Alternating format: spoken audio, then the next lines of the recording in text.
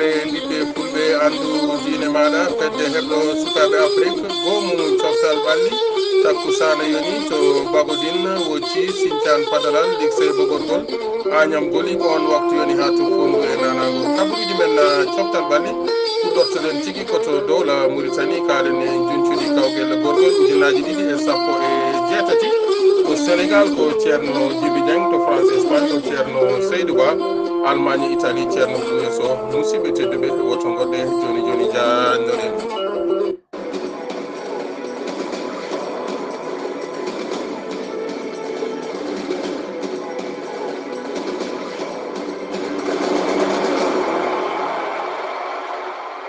jam ñalle moon musidɓe tedduɓe eɗen goni e amde sappo e jeenayi mboyo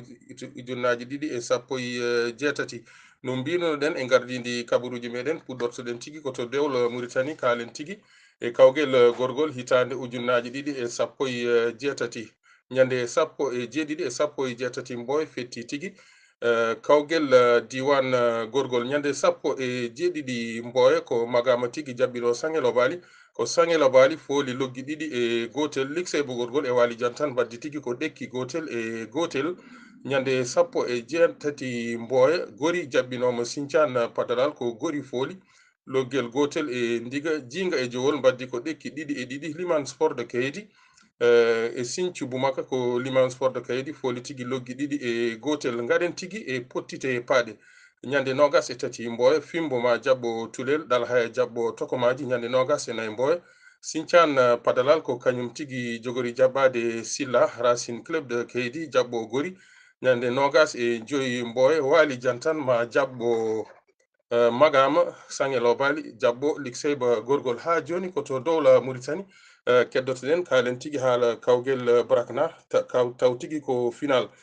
Bagodin ko kañum tigui fottitno e wocci ko Bagodin fooli loggi ɗiɗi e gotel kettoɗen suubiyanke Bagodin ƴetti haala makko ko Malick Saw. Assalamu alaikum mi salmimo mi juurima galaji so gonɗuɗo ko entraîneur équipe Bagodin hono Baba Bachir donc Baba Bachir ka won coach équipe Bagodin hande wonno final contre Wouti o holno jiɗɗa golle on kawi walla on kawama? Bon, c'était déjà un très bon match, machallah, min kawi alhamdoulillahi rabbil alamin par 2 buts à 1. Vraiment c'était une grande finale. Qualifié finale tan déjà ko exploit mawɗo mais naka timtiɓe remporté de coupe o kadi ɗum ko hunde kadi ɓurde mawnude machallah. Vraiment je félicite les joueurs là, ils ont fait un très beau match, le spectacle machallah weeli vraiment félicitations à Bogo machallah ils ont tout donné. Yimɓe hannde aɗa wayi no beltini no feewi ni holko ɗum wayi eyyi on noon eyyi bon weltare coupe o nani ni c'est vrai ni mais surtout kadi sukaɓeɓe kadi jogade puusal e nangodirde e wadde grand match kadi pour hawde coupe o vraiment c'est une fierté kadi Bagodin machallah no wonno gagnani mais ça fait longtemps seeɗa ko yimɓe mbayri sur copisan ne gagnon hande tan Allah waɗi gagni vraiment machallah j'encourage tous les jeunes Bagodinois machallah pour félicitations merci basta jarama Allah jarama jarama Seydi Sawo sen gummima to dowla Mauritanie ma en jabbo tigui ceerno Djiby Dieng o haalani en joncude 17e journée Ligue 1 mo dowla Sénégal. Aleykum salam wa rahmatullahi wa barakatuhu ceerno Gueladio Sow a salmitama a juurama kono noon kadi en calmini dendagal hettiyankoɓe weltare ɓiɓɓe fulɓe andu diine ma no mbiruɗa ni ko noon tigui ɗoyte nder leydi Sénégal fetti tigui ko yowiti e 17e journée Ligue 1 sénégalaise e ñalawma hanki o en hawri e sappo e jeetati lewru mars e hitande nde gonɗen nde ɗoɗon ganduɗa kañumen goni Jaraaf mo Dakar ko kam tigui e jaɓɓino Tinguédji FC ko Tinguédji FC noon fooliɓe tigui e nder diwan mabɓe loggi tati e gotel hakkude ñaari tali e Linguére mo Saint-Louis ɓe mbaɗi ko ɗekki ndiga e ndiga Mbour Stade de Mbour ko kam tigui jaɓɓino Diambar ɓe mbaɗi noon ko ɗekki ndiga gotel e gotel ɓeɗo ɓe ganduɗa kañumen woni Guédiawaye FC kam koko fiya tigui e nder dingal muɗum fi ɗum ko Dakar Sacré-Cœur loggi nayyi e ndiga ɗekki ndiga e ndiga hakkude Sonacos kam e Mbour Petite Côte ko noonne kadi ɗekki ndiga e ndiga hakkude Diambour mo Louga kam e AS Douane so tawi noon en kaali e doggol ngol ha joni ardi ko Génération Foot ene jogui kene tolni e toɓɓe capanɗe tati cifnan noon Génération Foot kañum fetti tan ko yowiti e 13e journée tigui kañum yarate ko wona ɗum ko noon ɓeɗo ɓe ganduɗa ko kañumen goni Sonacos kam tigui rewi hen ene jogui ko tolni e nogas e jeenayyi toɓɓe ko toɓɓere wotere noon woni hakkude ɓeɗo ɓe ganduɗa kañumen goni Génération Foot kam e Sonacos Tinguédji FC kam woni ko 3e ene jogui 27 points to less to noon woni toon ko ñaari tali ene jogui sappo e nayyi toɓɓere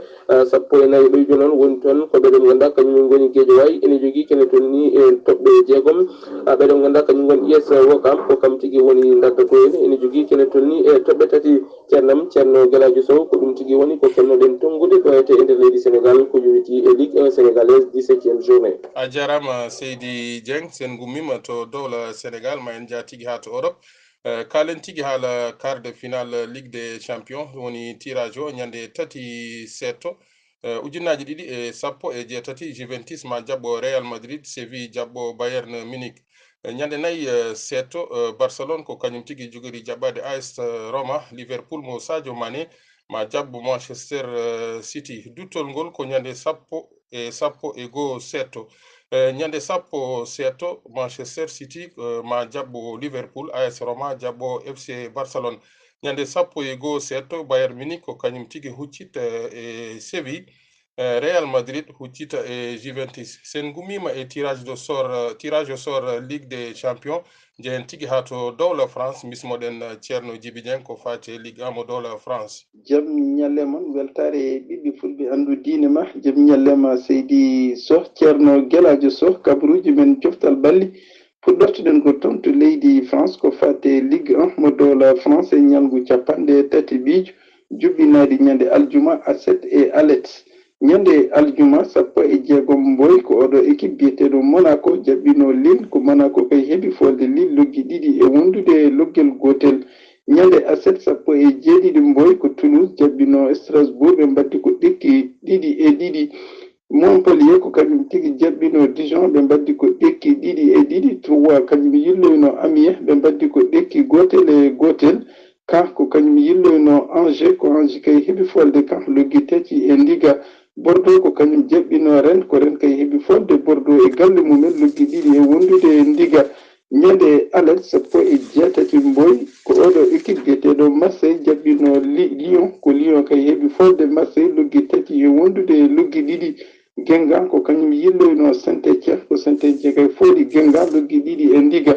Metz ko kañum jaɓɓino Nantes ɓe mbaddi ko ɗekki gotel e gotel PSG ko kañum yilloyno Nice ko PSG kay heeɓi folde Nice loggi ɗiɗi e wondude e loggel gotel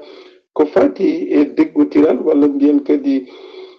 layngo ngo ko oɗo équipe biyeteɗo PSG ko kañum tigui ardi yeeso e jogade toɓɓe capanɗe jeetati e tati Monaco woni ɗimmo e jogade toɓɓe capanɗe jeegom Marseille woni tatawo e jogade toɓɓe capanɗe joyyi e jeenayyi Lyon woni nayoɓo e jogade toɓɓe capanɗe joyyi e jeeɗiɗi Rennes woni joyoɓo e jogade toɓɓe capanɗe nayyi e joyyi ko fati e meilleur buteur ha joni ko oɗo biyeteɗo Cavani ko kañum tigui jogui bituji nogas e nayyi ko kañum ko woni yeeso taw kadi joueur ko toon to équipe PSG Neymar en jogui bituji sappo e jeenayyi ko kañum woni ɗimo kadi joueur ko toon to équipe PSG Falcao ko kañum woni tataɓo taw kadi joueur ko toon to équipe Monaco ne jogui bituji sappo e jeeɗiɗi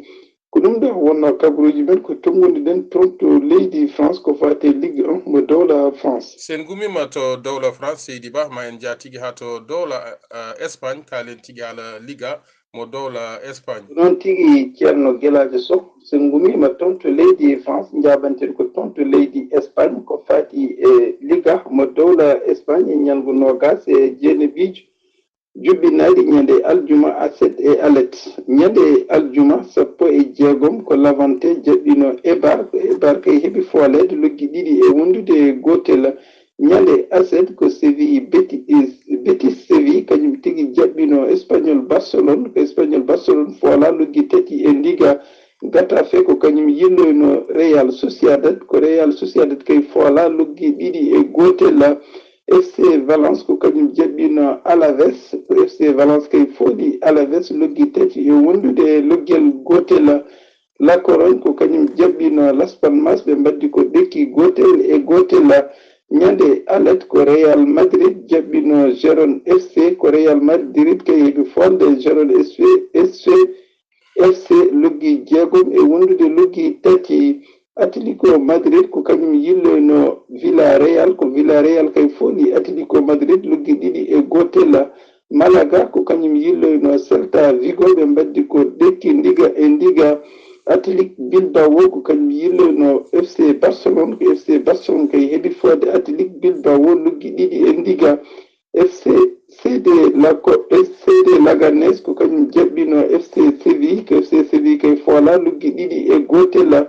ko fati deggotiral ngal ha joni de ko FC Barcelone woni yeeso e jogade toɓɓe capanɗe jeeɗiɗi e joyi